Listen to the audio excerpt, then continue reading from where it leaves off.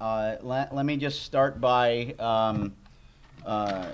telling you a little bit about who I am. I think, raise your hand if you know who I am and what the epicenter is. Okay, well that's about half. That's about half. So, I don't think my bio is in the packet. So let me just give you a real briefer because half of the room doesn't know. I think this is relevant to how I'm filtering what I've been hearing the last 2 days. So I direct what's called the Evidence-Based Prevention and Intervention Support Center, which is a state-level intermediary organization in Pennsylvania. We've been working in Pennsylvania for 15 years to scale up a really diverse menu of evidence-based prevention and intervention programs, the Blueprints for Violence, what started out as the Blueprints for Violence Prevention. So we've been doing that work intentionally to scale up these EBPs, these very diverse EBPs, for 15 years. And for the last 5 years, I've directed this state-level intermediary organization that evolved from that 15 years. It evolved into this specific organization to facilitate that process. So it was a recognition on the part of diverse state policymakers that this really needed some infrastructure. It needed some specific help. So again, so I'm working at that level. I'm working at the state level. We're working with about 200 replications of these very diverse evidence-based prevention programs and evidence-based intervention programs. And that's important too, because if you ask me any question related to evidence-based programs, the answer is going to be, it depends. It depends whether you're talking about multisystemic therapy and you're talking about a system where there are clinicians and therapists and a culture of clinical supervision, or if you're talking about Big Brothers, Big Sisters, or if you're talking about the Strengthening Families program or the PATHS program. So this is the context that I've had to work in for the last 15 years, and it's great that there was about 10 years before the state created this state-level infrastructure, because what we did before there was an epicenter is we just ran around the state putting out fires. They would give a grant to the state, some state agency would give a grant to a community to implement one of these EBPs, and then a year later or 2 years later, they'd find out that nothing happened and they didn't know why, and they'd send us out to figure it out and fix it. That's not very efficient, not good use of taxpayer dollars probably, but it helped us to accumulate a body of knowledge about what the issues were, and we realized that it wasn't an endless list of issues. We saw the same kinds of things coming up over and over again, and so we built a knowledge base that led to the development, the creation of this state-level infrastructure. So just given that context of what I do and that experience, so let me just kind of try to capture and talk about a few of the things I've heard over the last few days. One is that there has been some mention a few times, but I don't think there's been enough focus so I just want to reemphasize this point that implementation support has to match the stage at which the organization or the system is, and that varies across time. So I mean, you have to. So that makes this a much more challenging endeavor, because we have to figure, it's a form of readiness assessment, but we have to figure out where the organization or the system is in this developmental process and apply our implementation support and technical assistance specifically to meet that stage of development.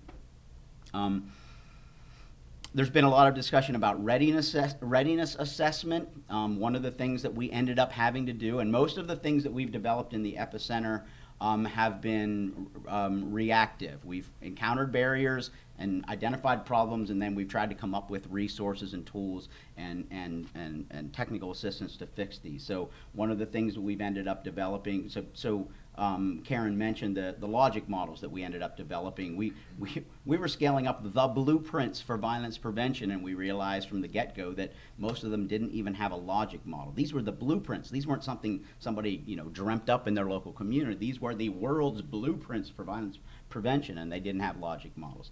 Another thing we developed were readiness assessments to sort of identify You know, when you buy a new piece of software, they always identify the minimum system requirements. You know, you have to have so much RAM and whatever. So we try to identify what are the minimum system requirements necessary for each of these specific, again, very diverse interventions. There's been a lot of discussion about capacity building, and I think that it's really important to think about capacity building specifically around continuous quality improvement. That's one of the most important capacities that we've recognized that has to be built among practitioners and provider organizations, but also among policymakers and funders. Continuous quality improvement. And the place that seems to be most relevant in my experience has been around the use of data. So there are thousands of these boutique MIS systems developed to collect data and answer questions, but it's almost always from an accountability perspective, not a continuous quality improvement. So we count things to say we accomplished something. We don't measure things to figure out how to do better, right? So that's an important differentiation, I think. And in that regard, I think what we really want to do when we're building capacity, we need to shift the whole field towards intrinsic motivation. So we need to move the field from a culture of compliance to a culture of excellence. So again, think about that vis-a-vis the data collection for accountability versus data collection for continuous quality improvement.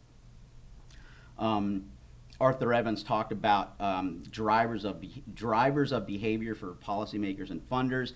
Abe spoke about motivation for innovation. So again, is it about accountability or is it about continuous quality improvement? Are we seeking compliance or are we seeking excellence and better outcomes? Let